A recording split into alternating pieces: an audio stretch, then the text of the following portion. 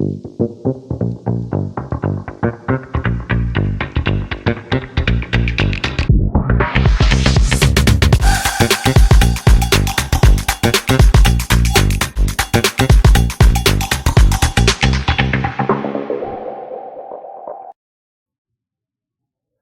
a todos, bienvenidos a Buy the Dip Podcast, tu podcast de inversión semanal. Como sabéis, yo soy Martí Alonso y no, en esta ocasión no hemos podido tener a Albert con nosotros, también por problemas de cuadrar horarios, así que hoy voy a llevar yo la batuta del programa. Y bueno, ¿de qué es lo que vamos a hablar hoy? ¿Cuál es la finalidad de este episodio? Pues vamos a hablar de activos únicos, que me parece que es un tema extremadamente interesante para todos los inversores y que realmente ofrecen ventajas competitivas muy robustas a ciertas empresas. Y vamos a dividir el programa, porque ya vais a ver que va a ser bastante largo y extenso, en varias partes, así que en esta ocasión vamos a ver la parte 1, en la que nos centraremos en un tipo de activos únicos, tal y como veremos a continuación. Antes de empezar con el programa, recordaros que podéis suscribiros a nuestro Substack totalmente gratuito. Básicamente ponéis en el buscador Value Seeker Research Substack y ya os va a salir, en la que nosotros ofrecemos pues de manera totalmente gratuita, y siempre lo vamos a tener así, pues tesis de otros autores con un pequeño resumen, y enviamos los links de dicho research y reports. Nos los leemos todos, ahí no me digamos de meter paja, si no hay calidad pues directamente no entran en la lista, así que os lo recomiendo a todos, es totalmente gratuito y no perdéis absolutamente nada. Y además de eso también colgamos algunos links interesantes, como ya pueden ser podcast o entrevistas a inversores famosos, etcétera, etcétera, por si os interesa, así como las noticias más importantes de la semana, pues para que podáis estar atento de todo lo que sucede en los mercados. Y antes de empezar también a hacer la publicidad de lo que ofrecemos en nuestra familia, aparte del Substack, como sabéis, tenemos portfoliodeinversión.com, que es una herramienta totalmente gratuita también para que gestionéis de manera correcta vuestro portfolio. Nosotros lo usamos de manera constantemente. Y también tenemos análisisdeinversión.com, en donde ahí subimos nuestros informes y nuestro research. Así que si queréis ver nuestras tesis publicadas, ahí lo tenéis.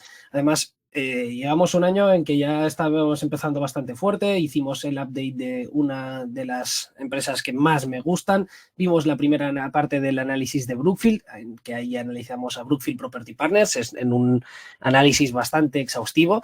Era de unas 120, 130 páginas, si no recuerdo mal, así que os recomiendo a todos que lo veáis. Y si queréis miras, pues Albert a inicios de este mes pues ha subido la tesis de inversión en Abra Silver. Y ahora sí, vayamos con lo que nos concierne en el programa de hoy, y es que vamos a hablar de activos únicos. Y básicamente tenemos que empezar respondiendo qué es un activo único. Y un activo único es todos aquellos activos que cuentan con características y cualidades que son extremadamente difíciles de replicar, de reemplazar, etcétera, etcétera, que dan una ventaja competitiva a la empresa. Es decir, un activo que es totalmente distintivo, valioso y difícil de replicar, si no irreplicable, obviamente. Y si bien la definición parece relativamente clara, cuando nos encontramos nosotros mirando las empresas, pues la definición vemos que es mucho más vaga de lo que parece, y que realmente tenemos que mirar qué es lo que consideramos un activo único o no. Por ejemplo, subí este tweet antes de preparar el programa, en el que estaba preguntando a ver qué empresas conocíais que tuvieran activos únicos. Y había algunas respuestas muy buenas. De hecho, Dani, por ejemplo, nos dio 2 ideas que vamos a incluir en esta serie de programas. Dani, me refiero a Daniel Tello, el asesor de Azagala Capital. Pero vemos otras, por ejemplo, las cárceles de Geogroup, en las que sí son activos únicos, pues por definición son bastante difíciles de replicar, porque necesitas construir las nuevas cárceles y obtener los permisos, y nadie quiere una cárcel alrededor. Hay bastante lucha política por lograrlo. Es bastante más complejo de lo que parece, pero bueno, que realmente es bastante más difícil de lo que parece construir cárceles. Hay que tener permisos, etcétera, etcétera. Y además vemos que es un activo que cuenta con una característica y una funcionalidad muy, muy, muy concreta. y que cuenta con pequeños monopolios locales. ¿Por qué? Porque una cárcel, pues a su alrededor, pues aglutina todos los presos que van a ir viniendo. No tiene mucho sentido hacer una cárcel justo al lado, si no va a tener que haber presos. Pero ¿realmente lo podríamos definir como activos únicos? O sea, sí, pero claro, hay varias alternativas, por así decirlo. Pueden enviarse presos a otros centros penitenciarios que no tengan la misma tasa de ocupación, vale que a lo mejor tienes que pagar y para el coste del transporte, pero a lo mejor te sale más rentable hacer esto que construir nuevas cárceles. Y ahí también ya podrías llegar a solucionar el problema. También existen alternativas, como podría ser ya lo que tiene GeoGroup, que es Electronic and Monitoring, para la mayoría de presos que no son peligrosos, por así decirlo. Vale, que no es lo mismo y no, la cárcel también tiene que ser como la especie de castigo, ¿no? Que no puedes estar conviviendo en sociedad, pues se ponen ahí porque eres peligroso. Pero si no eres tan peligroso y puedes estar conviviendo en cierta libertad, pues es una grandísima opción. Además, si existe mucha voluntad política, tampoco sería tan difícil construir nuevos presos. Por ejemplo, imaginamos que hay un spike y la delincuencia aumenta de manera brutal. Yo creo que la voluntad política para construir nuevas cárceles, pues ahí podría estar y se podría hacer de manera relativamente rápido. Es decir, ¿es un activo único? Por una parte sí, pero es que por la otra parte no. Con lo cual, el problema está en llamarle único o no, que un activo sea único o no. Y es bastante más complejo y bastante más difusa la línea que separa un activo único de lo que separa un activo bueno o con ciertas características atractivas, por así decirlo. Es bastante más complejo. Otro ejemplo, una mina que sea muy buena y que aún no produce. ¿Es un activo único? Pues es que también depende. Se podrían descubrir nuevos yacimientos, ¿vale? Que a lo mejor van a estar 5, 7, 10 años, me da igual, en las que va a haber un imbalance en la oferta y la demanda hasta que no entren nuevos tipos de yacimientos. Pero es único. Al final tú produces cobre, plata, oro, lo que sea. Y más o menos vale que tienes el mayor grado, menor grado, menores costes, mayores costes, pero realmente es único. ¿Y si no logras obtener los permisos o la financiación para construirla? ¿Qué ventaja competitiva te da? Y que sea sostenible a lo largo del tiempo.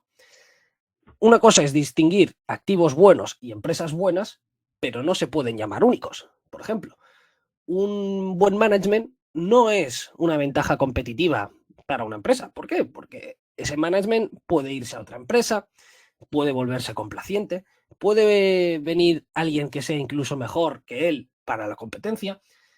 ¿Es un activo bueno? Por supuestísimo. ¿Es único? ¿Es irreplicable? Pues sí, no, es bastante más difusa de lo que parece. Así que para esta serie de programas, aquí estoy seguro que cada uno va a tener su opinión y lo que yo considero un activo único, pues algunos de vosotros, los oyentes, pues no lo vais a considerar único y viceversa. Alguno de los activos en que, bueno, creo que se entiende bastante la línea y lo difícil que va a ser más o menos en que estemos todos de acuerdo. Así que yo, por ejemplo, lo que miraré de hacer en esta serie de programas, pues es hablar de aquellos activos en las que yo veo más claro que son bastante difíciles de replicar y que son más únicos, por así decirlo. Que aún así siempre van a existir posibilidades y alternativas que van a hacer truntullar un poco la definición. Pero bueno, ese sería un poco lo que os pido y también que me dejéis en los comentarios, obviamente, cuál es vuestra opinión sobre si ciertas empresas que vamos a comentar son únicas o no. O al revés, que me digáis nuevas empresas que son claramente únicas, que tienen activos claramente únicos y que no las he incluido. Porque eso la verdad es que así nos ayudamos entre todos pues a poder descubrir nuevas ideas de inversión, etcétera. Y también, finalmente, me gustaría pediros que vais a tener que perdonarme, pero vengo de un catarro bastante fuerte, así que aún estoy un poco tapadillo. Así que si estornudo o alguna cosa así, por favor, no me lo tengáis presente. Miraré de disimularlo todo lo máximo posible para que se os haga lo más cómodo a vosotros los oyentes. Y bueno, Aquí también he hecho una selección y una distribución un poco muy difusa, pero básicamente he distribuido, tampoco me he matado a pensar mucho en ello, ¿eh? Así que de nuevo aquí, bueno, cada uno que lo estructure como quiera, pero bueno, yo creo que esto está más o menos próximo a la realidad. Habría algunos que a lo mejor los puedes juntar, separar, etcétera, etcétera, pero yo creo que sería más o menos así. Y básicamente separar los, disculpad, los activos únicos que son tangibles de los intangibles. Dentro de los tangibles, pues encontraríamos los monopolios locales. Como aquí se podrían considerar, si uno lo considera único, las cárceles de Geo mismo o la mina de lo que estábamos hablando. En cuanto a tierras también, pues tener el único centro comercial en el centro de Nueva York, por ejemplo, o el único estadio, eso te da una ventaja competitiva brutal y tienes un activo totalmente único y difícil de reemplazar. Pues ahí se entraría en esta categoría. O las tierras de Howard Hughes, que posee centenares y centenares de acres, millares de acres, y que tiene todo ese terreno pues para poder ir desarrollando. Eso obviamente es un activo también único, difícil de replicar. Bueno, de hecho no, es totalmente irreplicable, porque quien posee ese cacho de tierra se queda con ese cacho de tierra y no existe otro cacho de tierra igual. Existe tierra parecida alrededor, bla, bla, bla, pero no es la misma. Así que también la encontraríamos dentro de ese mercado. Después encontraríamos cuota de mercado. Cuando en un mercado con elevadísimas barreras de entrada, pues tenemos un player que posee la mayor cantidad de cuota de mercado. Y eso lo vimos hace nada también aquí en ByteDeep cuando analizamos a WWX Technologies, en que tenía una cuota de mercado del 100% en el combustible nuclear de la US Navy. Pues obviamente eso es algo totalmente, vamos, complicadísimo de replicar y llevan centenares, bueno, centenares, pues sí, lleva ya prácticamente un siglo teniendo el monopolio de este segmento. Algo menos, pero se entiende la idea. A nivel de tecnología, pues cuando tú tienes una ventaja tecnológica que es extremadamente diferente a la y revolucionaria y complicada de replicar, pues también. Aquí, por ejemplo, podríamos poner a Tesla. Yo, pues de coches no entiendo mucho y, por ejemplo, aquí Antonio me va a decir que los chinos son mejores y Emérito va a decir que la ventaja competitiva que tiene Tesla en cuanto a tecnología, pues es años luz de todos los demás peers y eso obviamente le da una ventaja competitiva. En cuanto a Tesla, pues bueno, yo no te sabría decir porque no he estudiado el tema y tampoco me veo capaz para predecirlo, pero creo que se entiende la idea. Y después, por ejemplo, los datos. Obviamente tener datos sobre más datos, pues es una ventaja competitiva brutal. Aquí, por ejemplo, podríamos poner Bloomberg. Bloomberg es una plataforma que al final te da un número de datos que no existen en otras plataformas y eso le hace un activo totalmente único. Y aquí, bueno, también podríamos decir, ¿se puede replicar? Bueno, porque existe Capital IQ, Factset, etcétera, etcétera. Y sí, es que tendré razón. Como vais a poder ver, es bastante difusa la línea que separa un activo único de la que no. Por la parte de los activos intangibles, pues encontraríamos también distintos tipos de activos únicos. Para empezar, vamos a ver la intellectual property, que va a ser exclusivamente en el que nos vamos a centrar en este programa. En los demás programas ya iremos tocando todas las demás partes. Ya os digo que seguramente va a ser una serie un poco larga. Pero claro, la propiedad intelectual aquí sí que obviamente es totalmente única. Y aquí ponemos la imagen del anillo único de Sauron. El mundo Tolkien es una IP totalmente única y replicable. Solamente existe un Gondor, un Rohan, etcétera, y toda la historia. Y eso, obviamente, se tiene la propiedad intelectual y eso te da una ventaja competitiva si eres un autor de libros, por ejemplo, respecto a otro tipo de autores que no podrían aprovechar, hacer nuevos libros explotando esa IP, explotando ese universo, etcétera, etcétera. Después encontraríamos las concesiones, las típicas relaciones, pero aquí obviamente tienen que ser a muy largo plazo e irreplicables. Por ejemplo, encontramos las concesiones de autopistas, que suelen ser a 100 años o 70 años, dependiendo, o 50, dependiendo de qué tipo de contrato, o menos, también pueden ser a 30, pero bueno, normalmente suelen ser a muy, muy, muy largo plazo. O el tipo de relaciones en las que son totalmente irreplicables.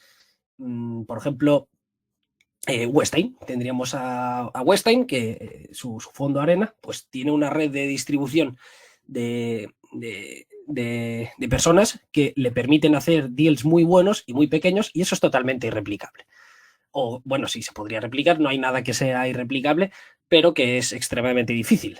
La cultura es de los activos únicos intangibles más difíciles de valorar y que más valor terminan generando. Y es que la cultura de una empresa pues es capaz de impulsarla a la cima o de destruirla. Por parte de destruirla, pues tendríamos, por ejemplo, a Lehman Brothers.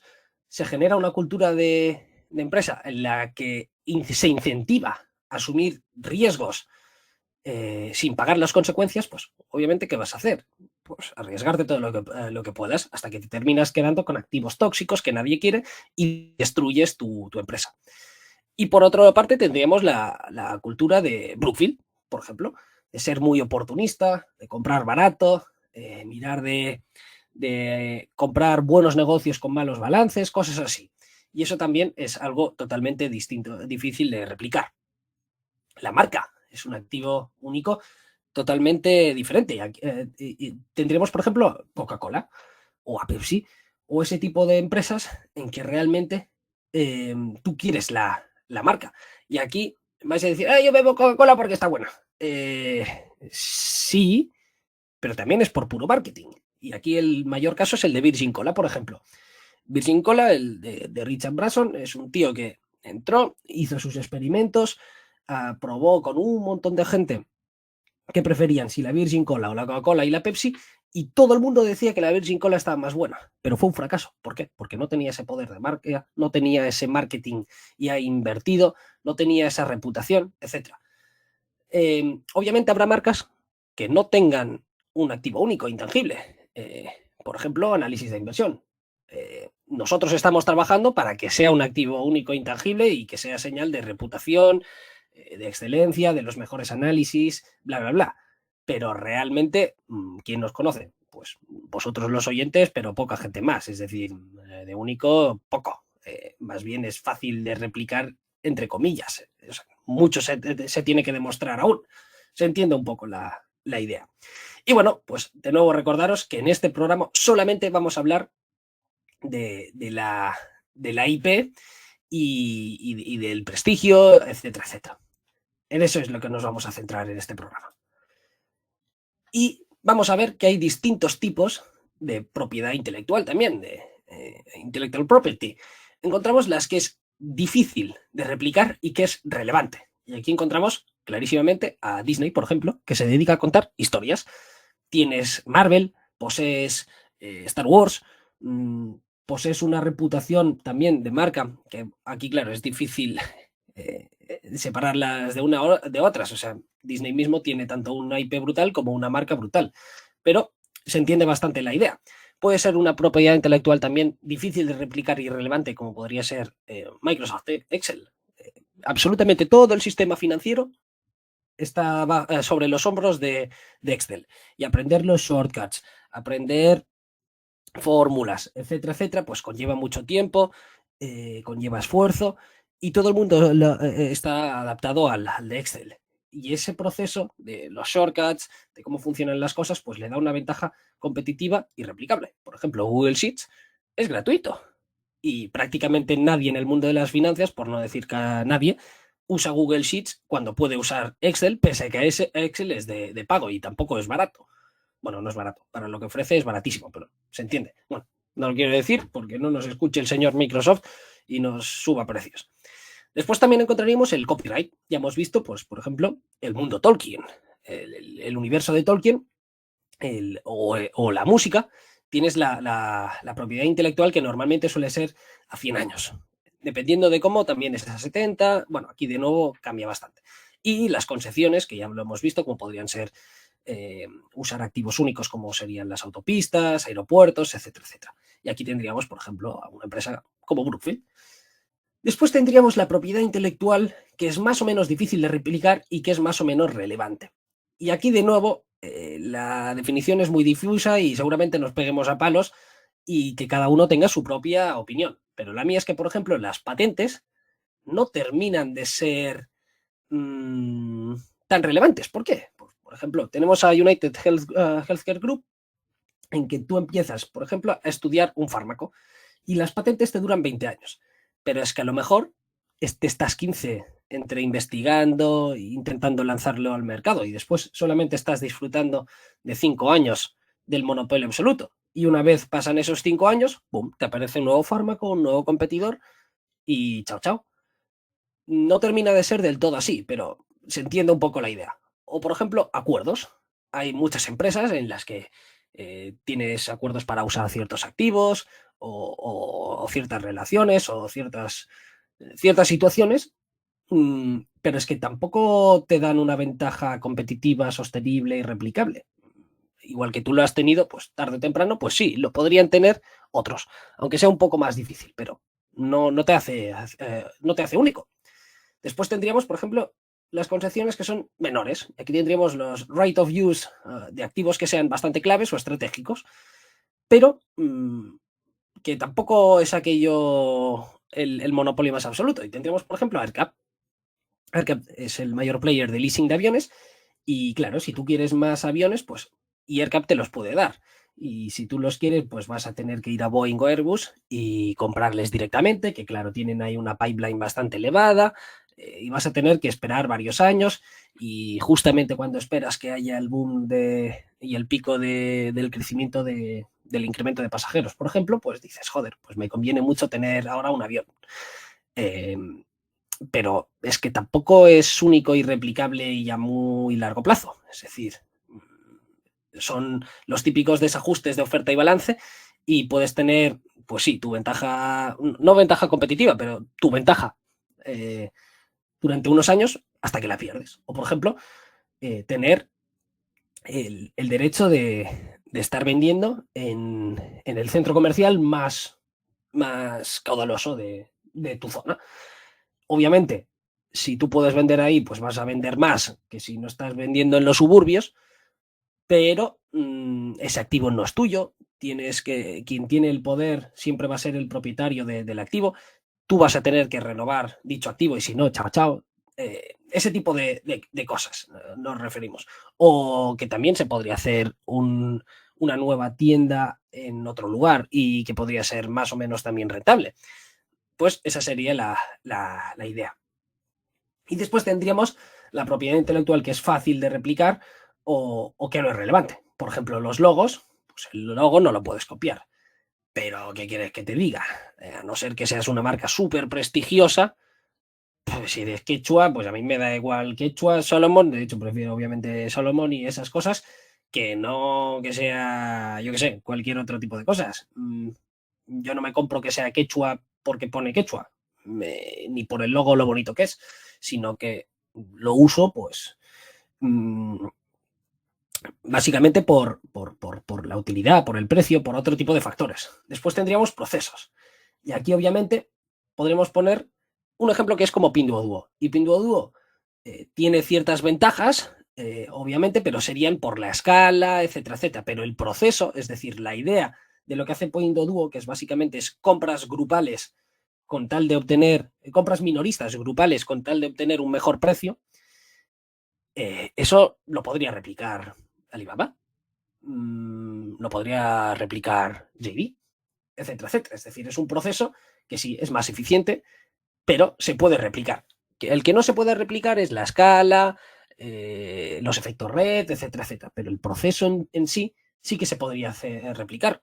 Y después tendríamos otro tipo de concepciones, como podrían ser los right of use assets de activos totalmente fácilmente replicables o poco relevantes, como podrían ser una empresa que se dedica al leasing de coches. Pues tienes un activo que vas a tener que depreciar, es intensivo en capital, más o menos todos los BMW son iguales. Si te dedicas a hacer el leasing de Ferraris, por ejemplo, sería totalmente distinto.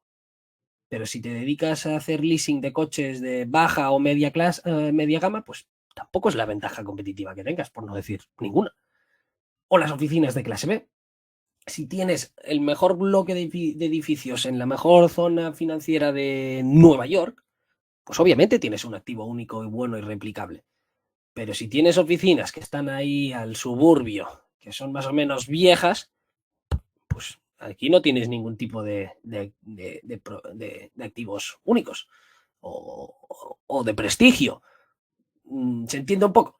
Y así que lo que nos vamos a centrar actualmente hoy, pues es en los tipos de IP que son relevantes y que realmente son muy difíciles de replicar.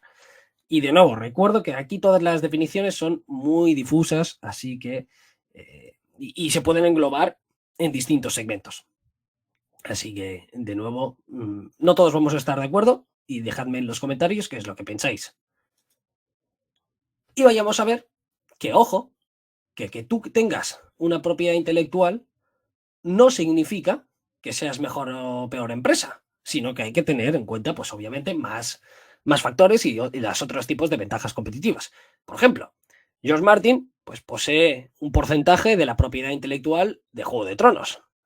Seguro que ha vendido la otra pues para hacer los derechos de las series, etcétera, etcétera, o de los derechos de las figuras. Pero bueno, él tiene cierta royalty sobre los libros que se venden, etcétera, etcétera. Es decir, tú tienes una propiedad intelectual que es absolutamente única. El universo de Juego de Tronos es absolutamente rico, complejo, y lo has creado tú. Es algo maravilloso. Y en cambio, Mercadona no tiene ningún tipo de propiedad intelectual relevante. Es un supermercado. Los existen de toda la vida y van a seguir existiendo. Pero sin embargo, es obvio que Mercadona es infinitamente mejor empresa que Juego de Tronos. Y Joan Roig es mucho más rico y guapo. Y además, patrio comparado con George Martin. Aquí estoy hablando de George Martin, no de HBO ni bla, bla. Pero más o menos para que se entenga la idea. Que tener una propiedad intelectual única no te hace ni mejor ni peor. Por ejemplo, mi padre es escritor y escribe poemas y, bueno, es un erudito, un culto de estos que podríamos decir. ¿Qué es lo que pasa? Que yo leo alguno de sus libros y no te enteras de nada.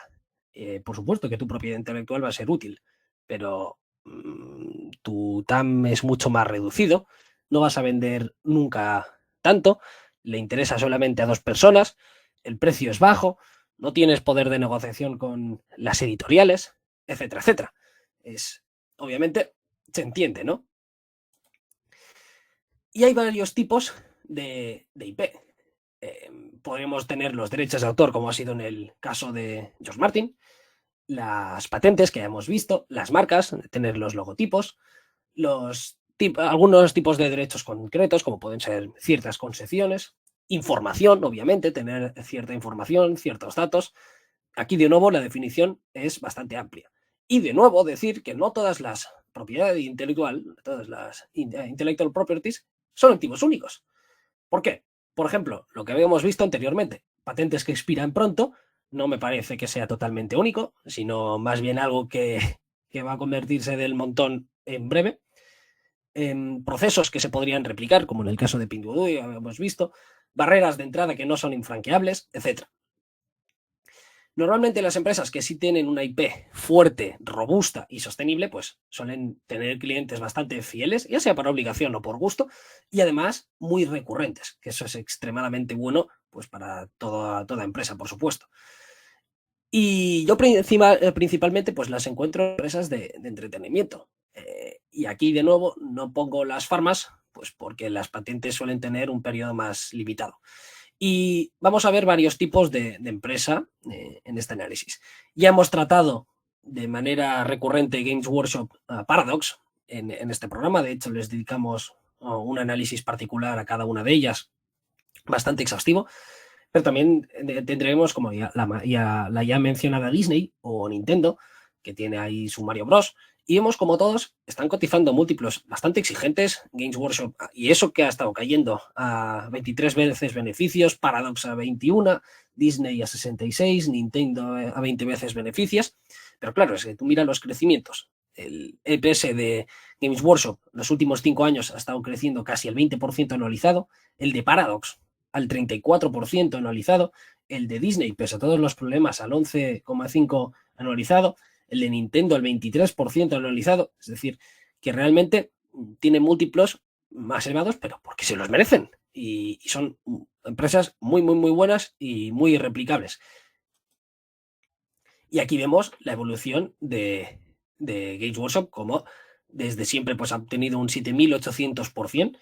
¿Y cuál es su IP? Pues obviamente el universo de fantasía que lleva décadas desarrollándose y que ha logrado una gran base de fans. Así como los procesos de los juegos, por ejemplo, los juegos de mesa conlleva mucho tiempo aprenderse las normas, las reglas, y una vez aprendes a jugar a los juegos de Games Workshop, pues a lo mejor no te apetece aprenderte nuevas reglas, nuevos procesos de posibles nuevos competidores. Y eso sin contar que no tendrían pues el mismo universo Warhammer que es lo que le hace atractivo.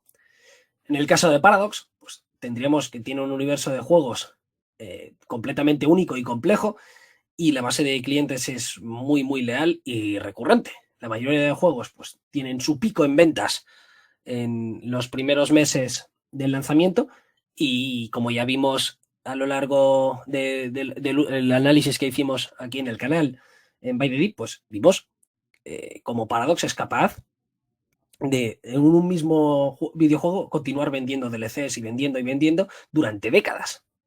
Pues por toda esa IP de estos procesos, lo extremadamente difíciles que son de aprender, y pues por todo el mundo de Paradox como está desarrollado.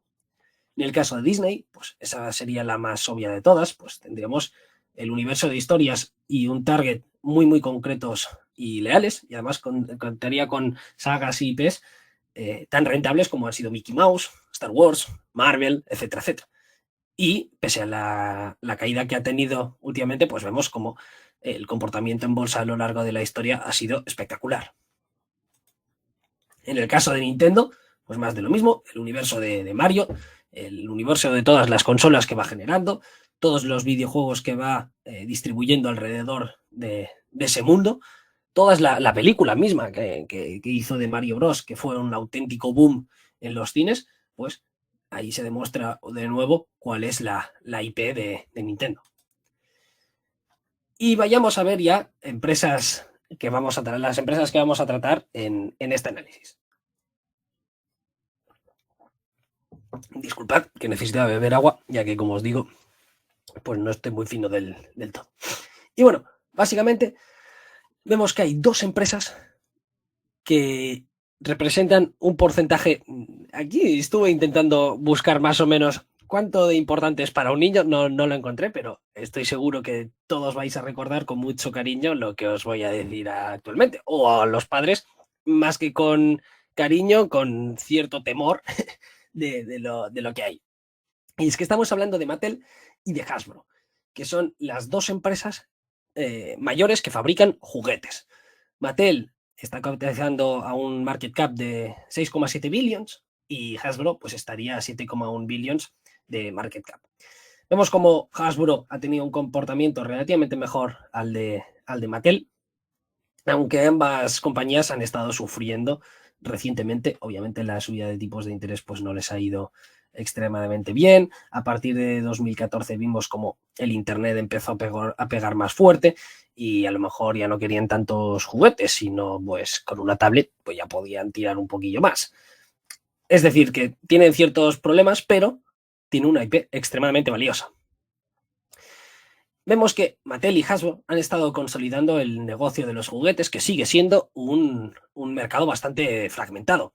Mattel sería el más grande, seguido por Hasbro, y el tercer player sería Lego, que Lego sí que es de las dos quien posee la IP más robusta, más grande y más difícil de replicar. Y a mí algo que a mí yo cuando era pequeño me fascinaba, que son los Playmobiles, también es alemana y también, al igual que Lego, es una empresa privada. Y lo que me he estado dando cuenta es que, por ejemplo, los Playmobil, que ya no se han convertido tanto como lo siguen siendo, disculpad, igual que los Lego, ya tanto los Lego como los Playmobil ya no se han convertido tanto como no solamente juguetes para niños, sino que los adultos también pues hacen coleccionismo con eso. con el Lego, por ejemplo, puedes hacer estructuras extremadamente complejas, que un niño obviamente no sería capaz. O los Playmobil, pues a mí me gustan las típicas figuras de romanos. A mí me gusta, pues eso, la historia de Roma. Pues, me das ahí un Playmobil, pues oye, mola, para tenerlo ahí en casita. Es decir, que no es solamente para niños. El problema es que es un negocio sin barreras de entrada y cualquiera pues puede llegar más o menos de manera fácil a fabricar un muñequito. Lo que pasa es que lo que termina por importar es la IP y los años destinados en marketing. Y vemos que en cuanto a la distribución, en 2017, no he encontrado los datos actualizados de cómo se distribuye el mercado en Estados Unidos, vemos que de manera combinada Hasbro y Mattel pues tienen un market cap absolutamente demoledor y totalmente relevante en comparación a otros tipos de empresas de juguetes. Claro está que lo que se juega en Estados Unidos no es lo mismo que se juega en la India, que no es lo mismo que se juega en Arabia Saudita, por ejemplo. Con lo cual, el mercado sigue estando relativamente fragmentado. Empecemos por Mattel. Y es que Mattel es el propietario de marcas tan conocidas como podría ser Barbie, que ha tenido un boom espectacular con la película y realmente ha sido un catalizador, ha actuado como catalizador para la empresa.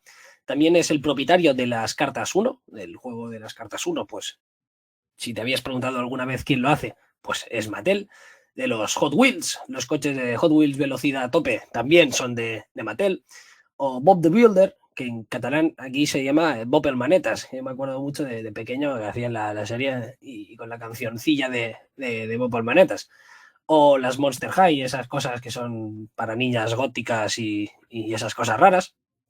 También es quien hace las figuras de la WWE, quien hacía los muñecos de Toy Story y de muchas otras marcas así de películas de Disney, pues todo esto lo hace Mattel. ¿Y cuál es la estrategia? Pues obviamente creas una IP, vendes los juguetes, reinviertes todo lo generado en hacer dibujos animados, que obviamente lo que consigues es vender más juguetes, se populariza tu IP y puedes pues luego vender camisetas, vender pijamas, vender juegos que sean alternativos. Por ejemplo, lo de la Barbie es un caso único en que se empieza con una muñequita de mierda que es ahí, pues, una chica rubia y después hace Barbie en la escuela, Barbie en la piscina y vas vendiendo y vas vendiendo y vas vendiendo. También haces una película, vendes el maquillaje de Barbie, bla, bla, bla. En fin, que las posibilidades son totalmente infinitas. Y algo que me hizo bastante gracia es que justamente creo que es para este 2024 van a hacer una película de Bob el Manetas. Y vemos que Mattel Television, que es la parte, disculpad, de Mattel que se dedica a a estas vainas, pues estrenó 12 series y productos parecidos en 2023, lo cual está extremadamente bien. Después tendríamos a Hasbro, que a mí Hasbro me gusta más como empresa. Y Hasbro es quien posee la IP de juegos tan populares como es el Monopoly, las cartas de Magic, Peppa Pig, el Twister, las pistolas de Nerf, el Furby, los Power Rangers, el Twister, el Clue, ese juego que tienes que descubrir y hacer de detective, el Operation, que es esa cosa que, bueno, seguro si tenéis niños sabréis lo que es. El Dungeons and Dragons, que es uno de los juegos de fantasía que más boom están teniendo. Es decir, la IP de Hasbro también es espectacular. El Risk, el juego del Risk, o sea, vamos, el Catán no sé de quién es. Creo que no es de ninguna de las dos, sí que es privada, pero bueno, son juegos de este estilo. Y vemos que llegan a tener una IP tan grande como por ejemplo la carta del anillo único de las cartas Magic, pues fue vendida a Post Malone, que se vendió una sola carta por 2 millones de pavos. Es decir, un trozo de cartón por 2 millones de pavos. Pues aquí, como vemos, ya están a un público también más adulto. Los adultos siguen jugando al Monopoly, al Risk, al Clue, etcétera, etcétera. También tiene el juego eso de conectar cuatro líneas seguidas que tienes que ir tirando las piezas, que todos habremos jugado. Es decir, que la IP que tiene Hasbro me parece también espectacular. Y vemos cómo la IP ha ido mejorando con el tiempo. Las ventas de las cartas Magic desde 2006 a 2021 multiplicaron por 8,4 veces. Las de Nerf, en el mismo periodo de tiempo, de 5,6. Las de Dungeons and Dragons de 4,2. Las de Play-Doh de 3,6. La IP de Transformers, que es suya, que me he olvidado, por cierto, de 3 veces, y además ha tenido pues películas muy exitosas, como todos sabremos. El Monopoly, pues ha aumentado un poco menos, pero ya venía de niveles extremadamente populares, que además tiene mucho mérito, que un juego como el Monopoly, después de tantos y tantos años, se siga vendiendo, se siga adaptando, saque su juego móvil, saque la versión de apuestas, es decir, que realmente están desarrollando muy bien su IP. El problema es que en 2019 compraron Entertainment One, que es una productora, por 4,6 billions. Recordemos que ahora está capitalizando a 7. Es decir, que fue una adquisición bastante tocha y la compraron a precios bastante exigentes, a 18 veces EBITDA. ¿Cuál era la lógica? Pues obviamente tenemos una IP de la hostia, Transformers fue un exitazo, Barbie también ha sido un exitazo, pues oye, vamos a monetizar toda nuestra IP haciendo nuestras propias películas sin tener que depender de terceros. Para eso, o sea, la idea sobre el papel era la hostia, tenía todo el sentido del mundo. Problema, diluyeron, se endeudaron y la cagaron. ¿Por qué? Pues por los que seáis más fieles al canal, ya sabréis pues que hicimos un análisis del sector del cine.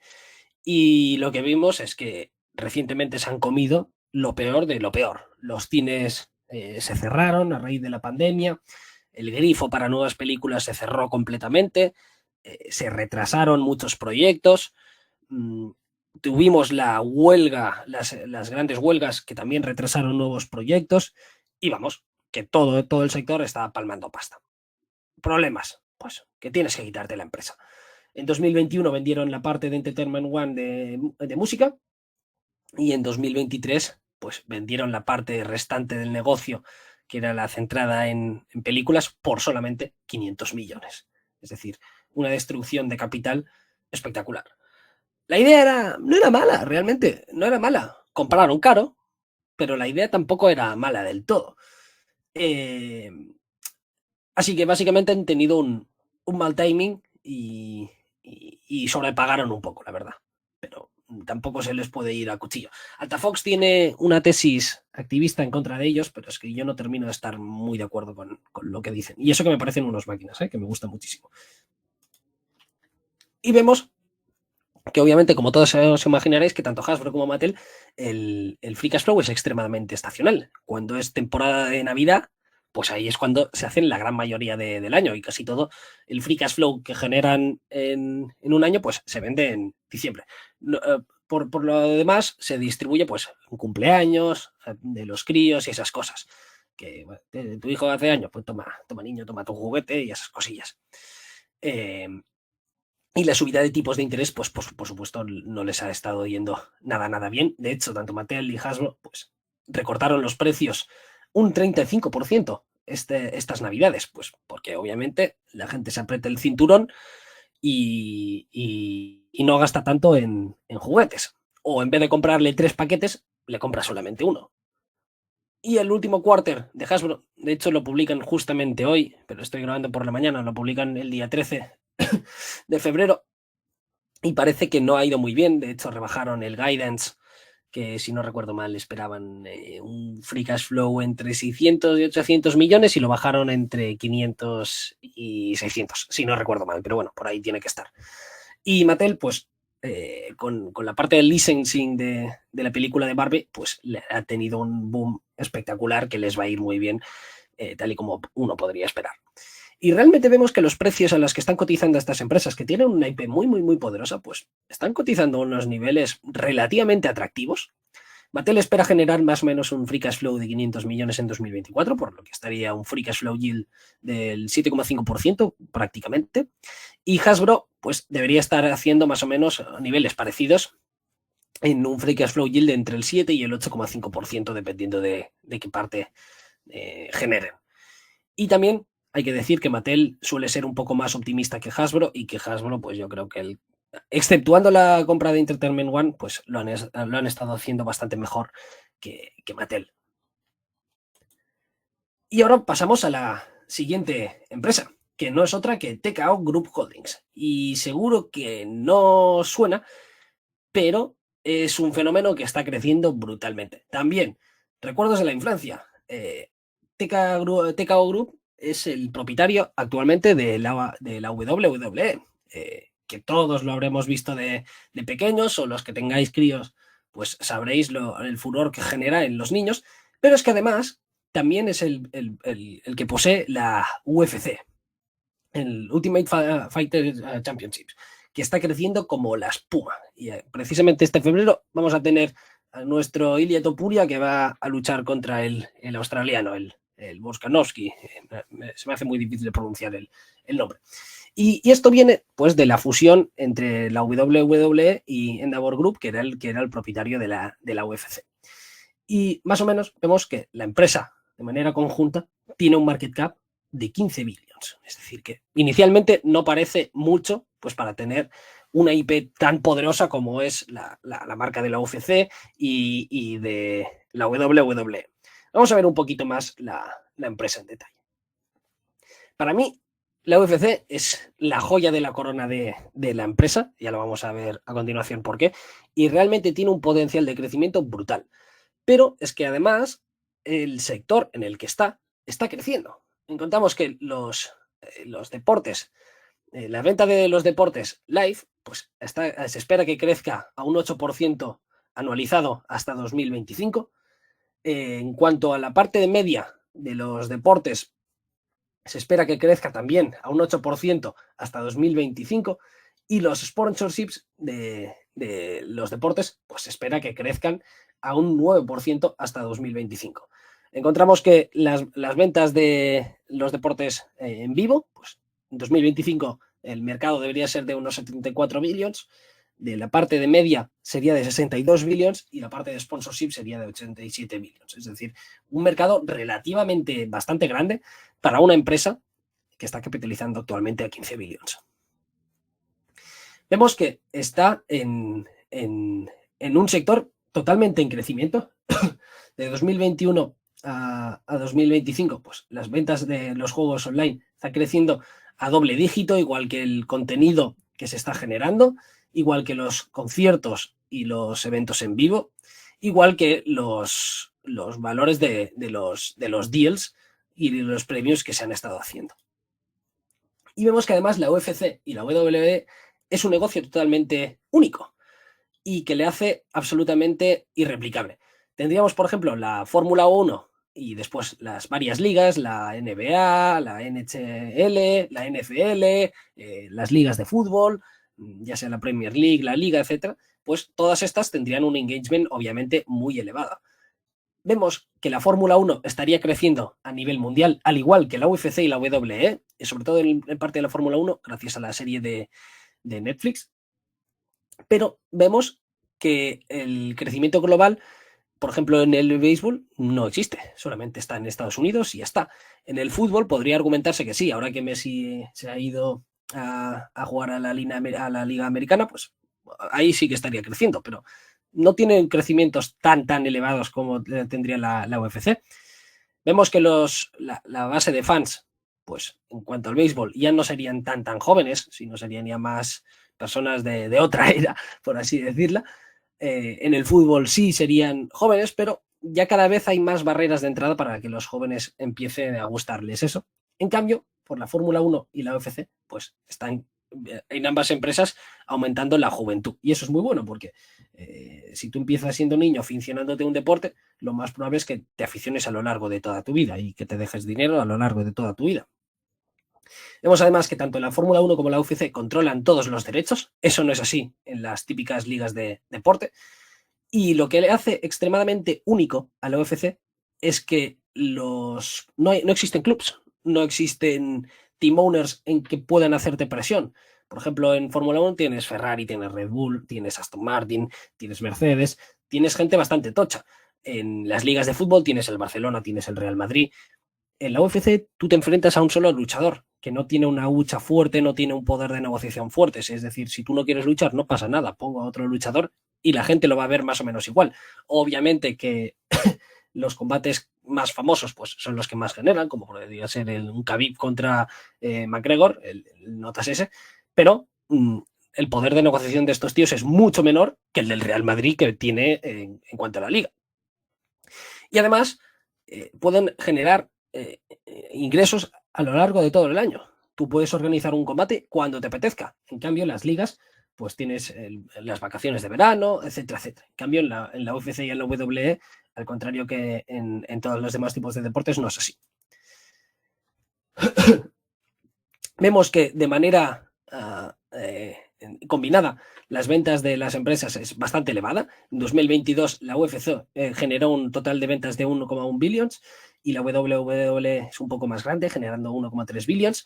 Y ambas empresas pues tienen una gran parte de las ventas pues que es a través de las medias.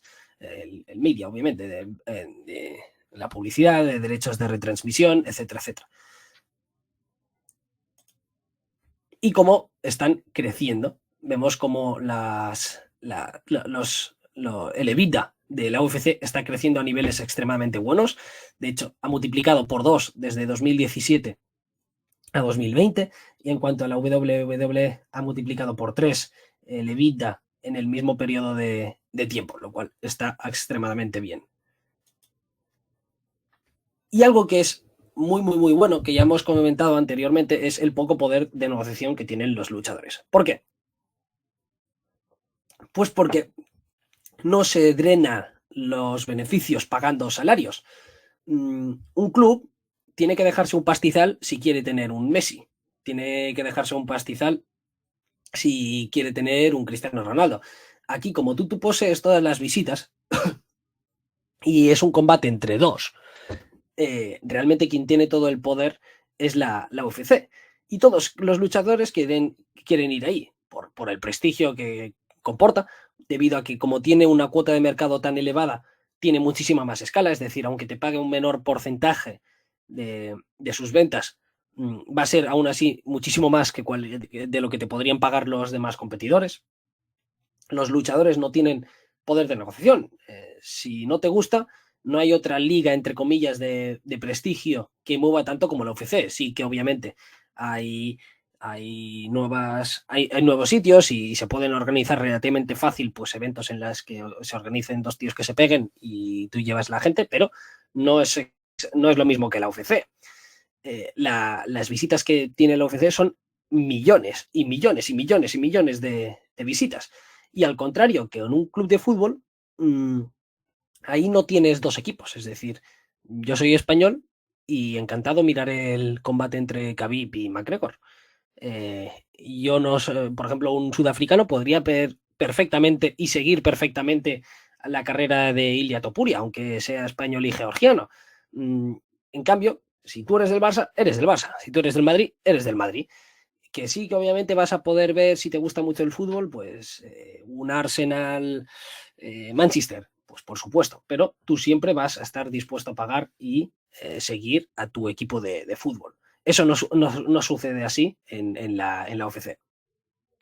Y al contrario que otras asociaciones, como podrían ser la NBA, la NFL, etcétera, no hay asociaciones de jugadores en las que se junten pues, para poder tener un poder de negociación. Eso en la UFC no existe. Es decir, que en la UFC tienes una característica totalmente única, que es que tienes muchísima oferta de luchadores, porque hay mucha gente que se quiere dedicar a esto, pero solamente tienes una liga que es relevante. Obviamente está saliendo competencia, ya lo vamos a ver, pero es que ni de lejos van a poder acercarse al prestigio y a la importancia de la UFC. Y vemos cómo de manera consistente la UFC pues, ha estado pagando en porcentaje de sus ventas desde 2006, perdón, entre un 15 y un 20% de todos sus beneficios. Si lo comparamos con otras ligas, en la NFL, pues el 48% de las ventas va destinados a los jugadores, en el boxeo el 44,7%, en el béisbol el 54%, en la NBA el 50%, y después tienes ahí la UFC, que paga muchísimo menos a nivel porcentual a los luchadores. Y obviamente eso es bueno para todos los accionistas. Tenemos además que la UFC está dirigido por un equipo excelente. Tendríamos, aquí la mención a Dana White es totalmente obligatoria, que es quien ha llevado la UFC a donde está, que es el actual chairman de la UFC. Pues este tío, junto a los hermanos Ferrita, que fueron quien pusieron la pasta, compraron en el año 2000 la UFC y la vendieron en 2016 a Endeavor por 4 billions. Es decir, lograron una rentabilidad anualizada del 60%. Y con el management de Endeavor, pues el capital allocation que se han estado haciendo ha sido muy, muy, muy bueno. Se han estado vendiendo activos non-core y se han estado creando sinergias en lo que sí lo son. Comprando, por ejemplo, The Scientific Games junto a Brookfield, pues compraron ahí la parte del negocio de apuestas deportivas. Ahí, y lo compraron en un momento que Scientific Games estaba muy estresada, necesitaba repagar deuda, es decir, que realmente lo han estado haciendo bastante, bastante bien.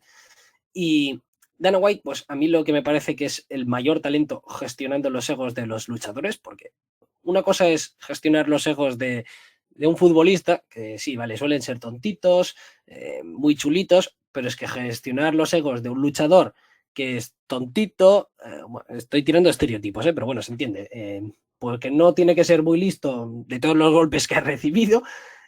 Obviamente el ego también tiene que estar disparadísimo y es que además son peligrosos. O sea, gestionar los egos de esta gente tiene que ser extremadamente complicado. Y además está clarísimamente a favor de todos los accionistas y el trato que ha estado haciendo a ellos ha sido espectacular. Y se han negado de manera reiterada y constante a pagarles las burradas que se han visto en el boxeo o en otro tipo de deportes a sus luchadores. De hecho, le dijo, boxing has absolutely been destroyed because of the money and all the things that go. It's never gonna happen while I'm here. They eat what they kill. A percentage of the pay-per-view buys. Es decir, los luchadores ahí cobran a nivel porcentual de lo que generan y no les van a pagar más. Y eso me parece absolutamente clave. Y vamos a ver a nivel de sponsorship el poder de marca que tiene y que está creando la UFC. Y aquí el caso más relevante tendríamos es el de Bud Light, que como sabéis, pues es la empresa que posee Bud Light, que es un Anheuser-Busch o como se llame, disculpas, no saber alemán, pues esa empresa es el propietario de Bud Light y están teniendo bajas ventas en la cerveza ahí en Estados Unidos y pusieron ahí un transgénero haciendo el anuncio. Total, que eso no gustó nada, se empezó a boicotear a la empresa y se desplomó en bolsa. Aquí en el gráfico lo podéis ver como cuando empezó el boicot las acciones se desplomaron completamente. ¿Qué es lo que pasa? Que en octubre la UFC vino al rescate y renovaron, porque ya habían sido sponsors en el pasado, pero Bud Light fue de nuevo el sponsor de la UFC y fue un gran deal para la UFC, pero es que las acciones de Bud Light en el mismo día que se produjo ese anuncio, volvieron a subir recuperando todo lo perdido hasta entonces. Es decir, lo que habían estado perdiendo en todo el año lo volvieron a recuperar, vamos, en un santiamén. Es decir, que aunque fueran caros, realmente les salió muy a cuenta a la empresa propietaria de Bud Light. Y es que realmente el poder masculino que tiene la UFC es absolutamente innegable. Porque tú puedes decir que es mejor o peor, pero lo de sangre, peleas, hostias, joder, eso es el macho alfa absoluto, ¿sabes? Y realmente la imagen que conlleva, pues está muy acorde. Es decir, que tienes un poder de negociación brutal en cuanto a los sponsorships. Y eso con tanto que tienes una audiencia también muy, muy fiel y creciente. Y vemos cómo la UFC es el player más, disculpad, más grande de lejos. Primero de todo, tiene un market cap, ya lo hemos visto, de unos 15 billions, y después tendríamos a One Championship, que sería 10 veces menor, llegando más o menos a un market cap de 1,5 billions.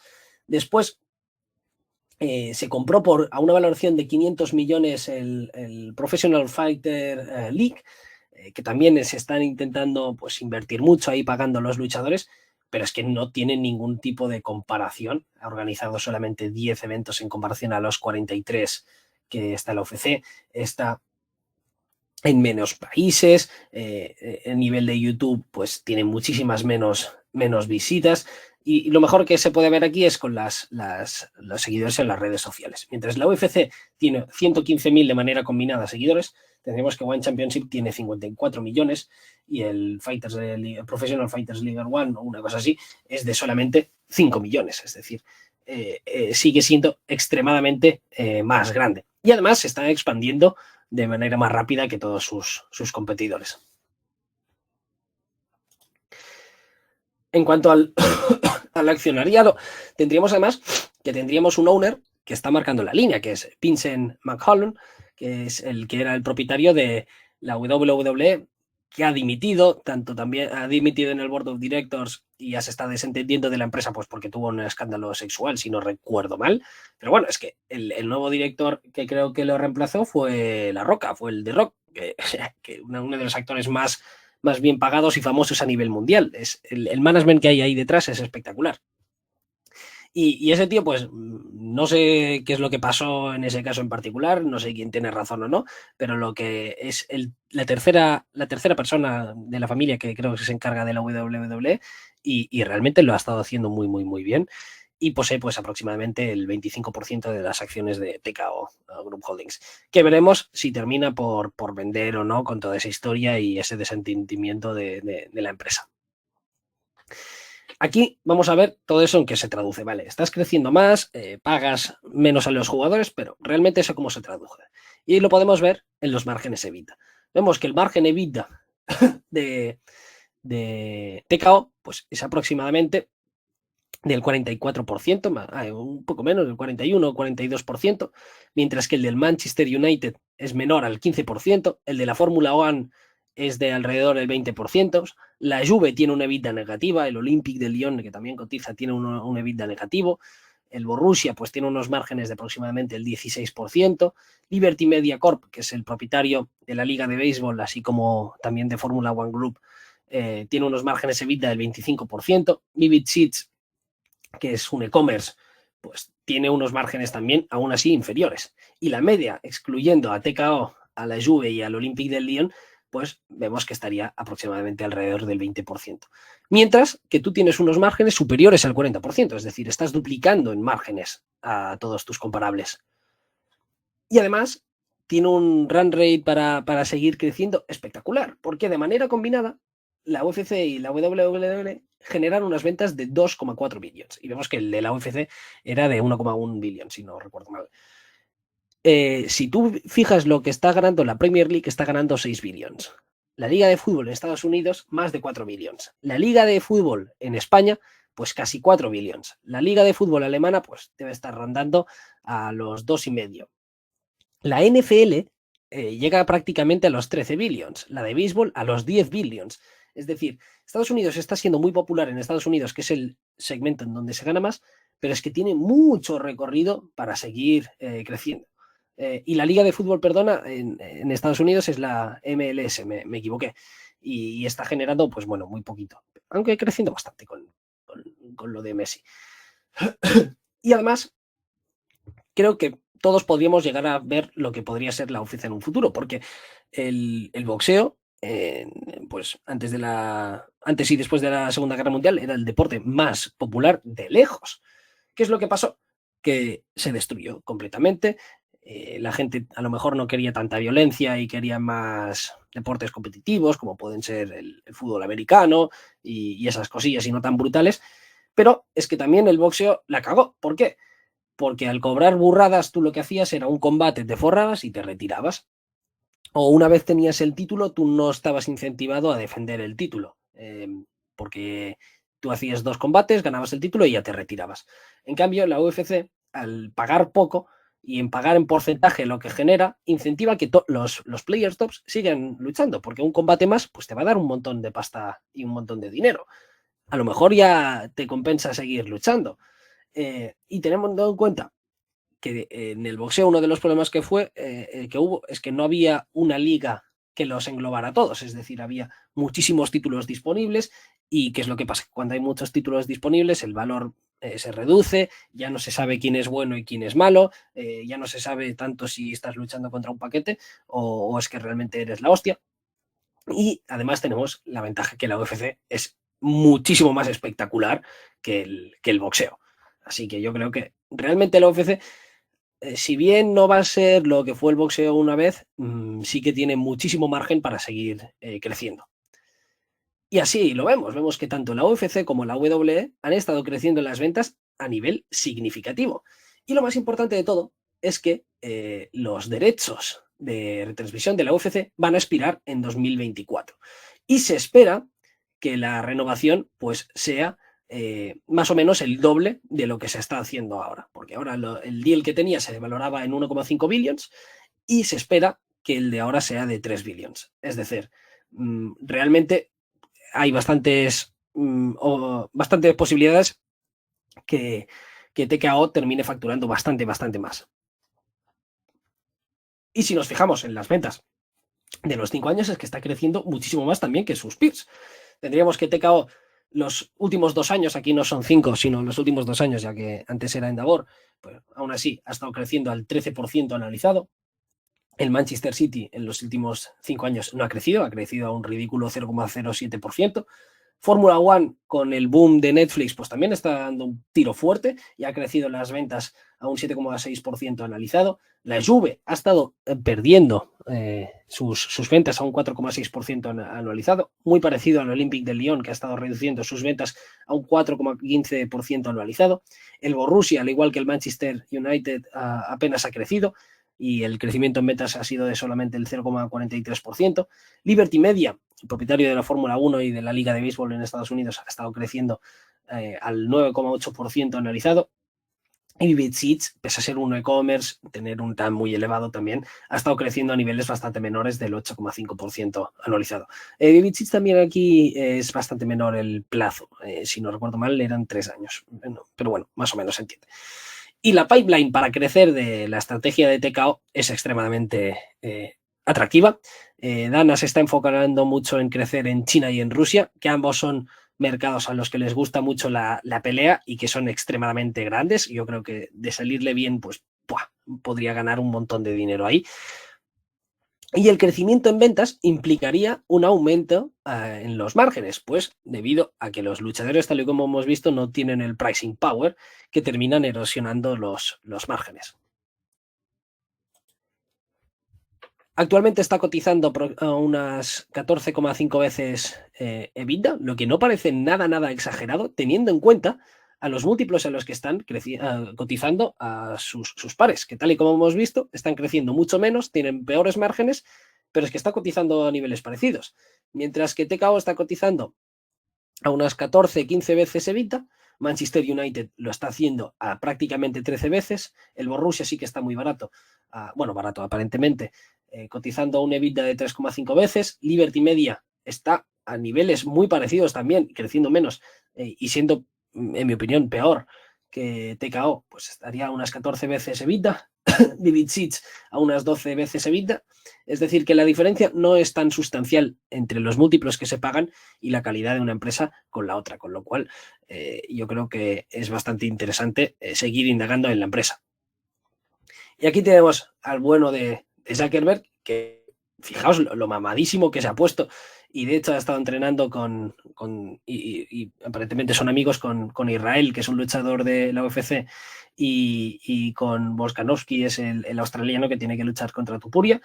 Y nada, o sea, a pasar de ser el típico nerd, el típico friki, a joder, mira cómo está ahora. El tío está mamadísimo, da miedo y todo.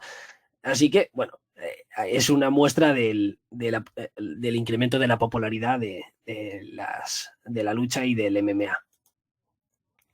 Y antes de proseguir, recordaros que vuestra difusión nos ayuda extremadamente en nuestro trabajo. Cuanto más difusión tengamos, pues más podemos mejorar nuestro contenido, pues vamos a poder invertir en hacer mejores presentaciones, en mejorar el equipo de sonido, en tener más tiempo para dedicarnos a hacer research para traeros buen contenido aquí en By the Deep, así que realmente nos ayuda muchísimo si compartes, si le das un like, si comentas, que nos ayuda mucho y a ti te cuesta muy poco. Así que es un win-win y si creéis que nos lo merecemos, ya sabéis. Además, también podéis suscribiros de manera totalmente gratuita en Portfolio de Inversión, en donde Albert y yo escribimos una newsletter todas las semanas. Y también tenéis una herramienta totalmente gratuita con la que poder gestionar vuestro portfolio y si queréis ver nuestro research, pues lo podéis hacer en análisisdeinversión.com y también, como sabéis, nuestra nueva herramienta y nuestra nueva newsletter en Substack en la que colgamos tesis de otros creadores de contenido y las definimos para que todo el mundo que quiera leerlas las tenga ahí. Y ahora vamos a pasar con la última tesis, que tal vez es la que tenga la IP más poderosa de todas las que hemos visto. Hasbro tiene muy buena IP, Mattel tiene muy buena IP, TKO tiene un prestigio y una IP también muy desarrollada, pero la que sin duda sería la mejor de todas es Universal Music Group, que básicamente es quien tiene la mayor cuota de mercado en toda la música a nivel mundial, teniendo prácticamente más del 30% y representando a los 10 artistas más populares con un management de primera clase. Aquí no lo vamos a tratar mucho, pero realmente es así, creciendo a doble dígito, con un alto apalancamiento operativo, a poco apalancamiento financiero y creciendo. Realmente es una empresa. Y bueno, la presentación esta es de Ackman, la presentación no es pública, así que si la queréis, mira, voy a mirar de subirla en Twitter el link, pues para que la podéis ver, porque realmente son 130 diapositivas, aquí os las he resumido y para explicarosla bien, pero es una presentación muy, muy buena. También tiene un vídeo que está subido en YouTube, donde la explica él mismo y otros integrantes de Pershing, y os recomiendo que le deis un vistazo. Aquí nosotros lo que miraremos de hacer es pues, resumirla rápidamente para que si no queréis ver las prácticamente 3 horas de vídeo que es toda la presentación, pues que tengáis una idea de lo que va la tesis de inversión. Y bueno, básicamente, ¿qué es lo que hace? Pues es como un venture capital, pero para música. Se dedica a descubrir y a desarrollar a los artistas, pues, y a cambio se queda con una parte de la propiedad intelectual de los derechos de su música. Y después se dedica a adquirir, a otorgar licencias, a administrar derechos, etcétera, etcétera. Y lo que hace es ganar pequeñas royalties de todas las veces que una música es sonada. Sería como, entre comillas, no quiero decirlo, pero la antítesis de Spotify. ¿Por qué? Porque si tú quieres, por ejemplo, que se escuche Highway to Hell en Spotify, vas a tener que pagarme. Y yo me voy a quedar las royalties. Y te voy a poner el precio que quiera. ¿Por qué? Porque soy yo quien posee la canción. Y si no te la escuchan en Spotify, pues la van a escuchar en YouTube o se la van a descargar o, bueno, a saber. Y básicamente es como el productor de una película que posee los derechos, pero con música. El 80% proviene de esas royalties de la venta y de las licencias de las canciones. El 16% de las ventas provendría de la parte de publishing, en la que se generan también ingresos muy recurrentes de las licencias musicales, y el 4% serían de la parte de merchandising de las canciones. La verdad es que es un negocio que ha cambiado radicalmente gracias al streaming. ¿Por qué? Porque se han reducido los costes iniciales y se han convertido en un negocio capital light, porque antes tenías que comprar los discos, tener la tienda, venderlos. Ahora simplemente es tu teléfono móvil, pues pones la música que quieras y las veces que quieras. Y además sin ningún tipo de límite, es decir, tú puedes escuchar cualquier tipo de música. Antes, cuando tú comprabas un disco, pues tenías solamente un disco con un número limitado de canciones y la comprabas una vez y ya está. Y no ganabas nunca nada más. Después llegó la época de la piratería y de las descargas, en las que tú, si no te la pirateaban, pues la subías y después se te descargaba también. La venta era solamente una vez. Pero ahora, con los negocios de streaming, pues tú vas cobrando pequeñas royalties por cada vez que se va escuchando una canción. Y Eso es un negocio muchísimo mejor, más recurrente, más estable y en más crecimiento de lo que era anteriormente. Antes del streaming, pues se tenía que comprar en la tienda física, la experiencia del usuario era mucho peor, los discos se podían rayar, las descargas podían tardar años en descargarse, era muchísimo más caro, pero ahora con el streaming básicamente es muy barato acceder a música, eh, es muy disponible para todo el mundo, porque eh, tú sabías que ibas a fabricar un número elevado de los grupos de música como Queen, que iban a venderlos todos. Pero si eras un autor pachín pancham que apenas se te conocía, pues no se hacía toda la inversión, pues porque te la jugabas a perderla. Pero ahora, con el streaming, eso ya ha dejado de ser así. Vas cobrando royalties y ya está. Y aquí vemos cómo ha ido evolucionando la música. Desde los años 90 hasta los 2000, la venta de música física, a pesar de todos esos inconvenientes, había crecido a un 8% anualizado, pero después llegó la debacle y sobre todo a partir de 2006, 2005 empezaron a aflorar las descargas que terminaron por bajar muchísimo las ventas del segmento hasta que en 2015, obviamente, empieza a ver los servicios de streaming, ya sea Spotify, YouTube, Tencent, Apple Music, etcétera, etcétera, y hemos vuelto a la senda del crecimiento, creciendo a niveles superiores a los que se crecían anteriormente. Y desde 2015 a 2020, pues el mercado ha estado creciendo a una tasa del 13% anualizado, lo que está muy, muy bien. Y vemos cómo el negocio de streaming cada vez está creciendo más a nivel porcentual dentro de Universal Music Group. Vemos como las suscripciones de streaming pues, pasaron de ser en 2015 de 954 millones a 3.833 millones en el año 2020, creciendo a un nivel orgánico en 2015 del 43%, en 2016 del 58%, en 2017 perdón, del 35%, en 2016 del 37%, en 2019 del 22%, es decir, tasas realmente elevadas. Y es decir, el streaming en 2015 ha pasado a representar el 19% de las ventas a prácticamente el 52% de las ventas en 2020. Es decir, que el crecimiento está siendo espectacular. Y eso lo que ha llevado es una expansión de márgenes. ¿Por qué? Pues porque ahora ya has sido un negocio capital light y tus costes están más o menos capados. Lo que pasa es que los potenciales beneficios son infinitos, porque tú puedes repetir, antes vendías una vez y ya está. Ahora tú puedes escuchar una misma canción una y otra y otra y otra vez y Universal Music Group va ganando pequeños céntimos por cada vez que tú escuchas una música. Eso lo que hace es que obviamente el apalancamiento operativo del negocio es espectacular y los márgenes operativos han pasado de ser del 12,6% al 18% en 2020 y podrán seguir creciendo en el futuro. Pues ¿por qué? Porque la música la verdad es que sigue teniendo una pipeline de crecimiento espectacular. Es la forma de entretenimiento más barata de lejos por coste por hora. Aquí tenemos que ir a un concierto en vivo, te cuesta más o menos 31 dólares por hora. Eso depende de cuál vayas, obviamente.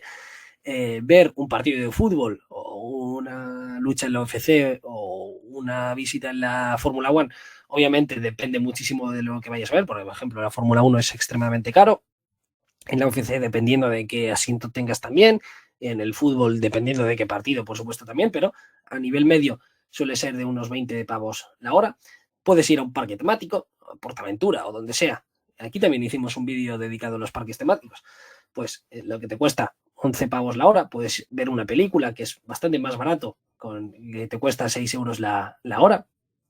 Puedes ver la televisión que te cuesta 0,8 8 céntimos, 80 céntimos la hora, pero es que la música es 0,1 dólares.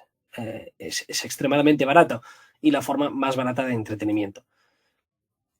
Además, es absolutamente universal, a todo el mundo le gusta la música, todo el mundo tiene su particular gusto, nunca se ha estado consumiendo tanta música y si eres como yo, pues puedes ver una película muchísimas veces que no te cansas, pero la gran mayoría de veces tú ves una película una vez y ya está, tú ves una serie una vez y ya está. Pero en la música a todos nos gusta repetidamente escuchar la misma canción varias veces, lo cual genera ingresos recurrentes. Y eso, si lo sumas a que el segmento está creciendo, en que se está haciendo más affordable, más barato para la gente, pues tienes una pipeline de crecimiento brutal. Y aquí vamos a ver más o menos cuánto se podría a llevar a crecer. Primero de todo, tenemos varias empresas muy grandes que están incentivadas a que más gente siga escuchando música. Tenemos a Spotify, que cuenta con 158 millones de usuarios de pago. Tendríamos Apple Music, que cuenta con 72 millones de usuarios de pago. A Tencent Music, que cuenta con 61 millones de pago. A Amazon Music, que me parece una mierda, pero bueno, que tiene 55 millones de pago. Y después a Google, que tendría 30 millones de pago, sin contar todas las otras. Es decir, realmente hay una base de usuarios muy, muy elevada, de empresas muy bien capitalizadas que están compitiendo entre sí, pues para que la gente escuche música. Pero, en cambio, en cuanto a, si hablamos de los derechos, vemos que solamente hay 3 empresas que aglutinan prácticamente todo el mercado. Universal Music Group sería el más grande con una cuota de mercado del 32%, Sony Music tendría una cuota de mercado bastante menor del 21% y tendríamos a Warner Music Group que tiene una cuota de mercado del 16%. Y de todos ellos, los mejores artistas están siempre en Universal. Y vemos aquí que hace una comparación Ackman muy propicia de por qué el streaming de música es mucho más interesante que el de los vídeos. Pues, y además, teniendo en cuenta que Ackman es una persona bastante entendida, ya que fue accionista durante un periodo corto, pero fue accionista de, de Netflix. Vemos que cuando tú miras una película, pues normalmente te genera una cierta necesidad de atención. En cambio, tú puedes tener música de fondo, puedes estar escuchándola muy concentrado o realmente para pasar el rato, puedes escucharla mientras conduces, mientras trabajas, mientras estás en el gimnasio. En cambio, tú solamente miras una película si quieres ver una película. Puedes escucharla muchísimas veces. En cambio, en una película, pues normalmente se suele ver bastante menos veces, normalmente una. A nivel de distribución, tú puedes distribuirla absolutamente a todos los sitios. Tú puedes verla en una película, escucharla en una película, en tu teléfono móvil, en tu ordenador. En cambio, pues muchas veces una película solamente va a ser en una plataforma en concreta o en los cines, etcétera, etcétera. Y aquí tenemos cómo, aún así, la tasa de penetración de los usuarios de pago es bastante más baja. Eso a mí me sorprendió de lo que uno se podría imaginar. En los mercados desarrollados, la tasa de penetración de pago de streamings de música, pues es del 34% solamente. Pero es que en China es del 6% y ahí hay muchos chinos. En los mercados emergentes es del 5% y a nivel mundial es solamente del 11%. Es decir, que realmente sigue teniendo muchísimo recorrido para que la música de pago siga creciendo. Y eso sería bueno, obviamente, para Universal Music. Y si nos fijamos, mientras que en los países nórdicos, Finlandia, Suecia, Noruega, pues tienen una tasa de penetración de pagos del streaming del 43%, en Estados Unidos es del 41%, pero es que en los demás países desarrollados, España, Alemania, etcétera, etcétera, pues es de solamente el 28%, lo cual es muy, muy, muy, muy, muy poco y siguen teniendo mucho margen de crecimiento por esa parte. Con la adopción de los smartphones, pues eso es una tendencia que solamente va a seguir creciendo y ahora han pasado de estar en el 15% de los smartphones al 41% en 2019, es decir, un crecimiento realmente espectacular. Y si nos fijamos en la parte de China, pues está en las fases más iniciales del mercado, pero creciendo a tope. En 2015 solamente había un 1% de usuarios de pago de música en smartphones, cuando en 2019 ya ha sido el 6% ya comentado. Y teniendo en cuenta los millones de usuarios que tiene Tencent Music, pues ahí tienes una parte un crecimiento brutal. Porque en 2020, mientras Tencent Music tenía 622 millones de usuarios, solamente el 9% de los usuarios de Tencent eran de pago. Y teniendo en cuenta que Tencent tiene un consorcio junto con con Universal Music Group, pues ahí Universal Music Group tendría una baza claramente ganadora en la que podría crecer muchísimo en China. Si nos fijamos, además, es un negocio freemium, tenemos una parte que es de pago y la otra que es de publicidad, pero vemos como la parte de los usuarios totales de los que son de publicidad es 7 veces mayor, con más de 2,8 billones de usuarios, mientras que de estos solamente están pagando 365 millones. Es decir, que realmente hay muchísimos más usuarios en los que podrían llegar a pagar. Y vemos cómo Ackman espera que esté creciendo los usuarios de pago o un 14% analizado desde 2019 hasta 2030 hasta llegar a 1,6 billones de usuarios de pago, lo cual tampoco parece muy exagerado, la verdad. ¿Eso qué significa? Pues que el streaming pasaría de tener una cuota del mercado mundial del 66% al 94% y se comería prácticamente todas las ventas físicas y digitales, lo cual tendría todo el sentido del mundo, la verdad. Y obviamente vemos cómo se podría monetizar mucho más en la parte de la publicidad. ¿Por qué? Porque el coste de las suscripciones es de $2,26 por usuario, mientras que el de la publicidad es de solamente $0,10 por usuario. Y aquí de nuevo, no solamente China tiene pocos usuarios, sino que están pagando pocos, porque mientras en los mercados desarrollados se paga $3, en China se pagan solamente 50 céntimos y a nivel mundial pues es de $2,26. Obviamente tendríamos que ver realmente, que eso es muy típico de China, aunque sí hay mucho margen de incrementar precios, pero como está el gobierno, a saber si lo van a hacer. Por ejemplo, aquí tenemos el ejemplo de China Tower, pero que realmente las posibilidades son bastante realistas. Y todo eso me ha llevado a que, oye, Tencent Music realmente podría llegar a ser bastante interesante como idea de inversión. Y está capitalizando a niveles similares a los de Universal Music Group. Mientras que, por ejemplo, Spotify está cotizando a 250 billones, si no recuerdo mal. Y lleva un tostón bastante grande desde 2021 y con todo ese pesimismo en las empresas chinas, pues podría ser bastante interesante estudiarlo. Eso sí, si alguien tiene el tema controlado o sabe algo, pues que lo deje en los comentarios, que se agradecerá muchísimo tener información al respecto. Y aquí nos compara las ventas de Universal y de Warner como son prácticamente el doble de grandes, bueno, más del doble de grandes en Universal que de Warner. Mientras que la cuota de mercado también es prácticamente el doble, pasando del 32% de Universal al de Warner, que es del 16% que hemos visto, al del publishing, que por la parte de Universal sería del 23% y por la parte de Warner del 11%. Las geografías y los países que se toca, mientras Universal está en 180 países, Warner estaría solamente en 71.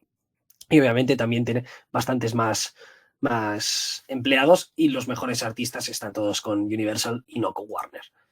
Además, vemos como el crecimiento orgánico de Universal es de manera sostenida superior al de Warner y de media desde 2017 hasta 2020, mientras el crecimiento orgánico de Universal ha sido del 10%, el de Warner ha sido de solamente el 7%. Y eso sin contar que en 2020 pues, tuvo crecimientos negativos. Los márgenes también son bastante superiores debido a ese apalancamiento operativo que ya hemos visto y el crecimiento del operating profit pues de Universal ha sido bastante superior, siendo del 21% de Universal y del 11% para Warner en el mismo periodo de tiempo de 2017 a 2020. Y aquí nos compara las virtudes de Spotify, de Netflix y de Universal y vemos cómo realmente Universal es el mejor de todos, con pricing power, un negocio capital light, con una posición dominante, con una IP irreplicable, con crecimiento por delante, etcétera, etcétera. Y que pese a eso, los múltiplos a los que está cotizando son bastante inferiores. Mientras Universal está cotizando un Enterprise Value EBIT de aproximadamente unas 22 veces, Netflix estaría a casi 40 veces, a pesar de tener unos márgenes significativamente peores que los de Universal. Actualmente estaría cotizando la empresa a un free cash flow yield del 3-4%, por lo que realmente el mercado ya suele ser bastante consciente de lo bueno que es, pero claro, ese free cash flow realmente va a crecer bastante y hay que contar el incremento, el free cash flow. Y ahí el yield esperado pues es bastante superior y además un crecimiento muy, muy, muy sostenible.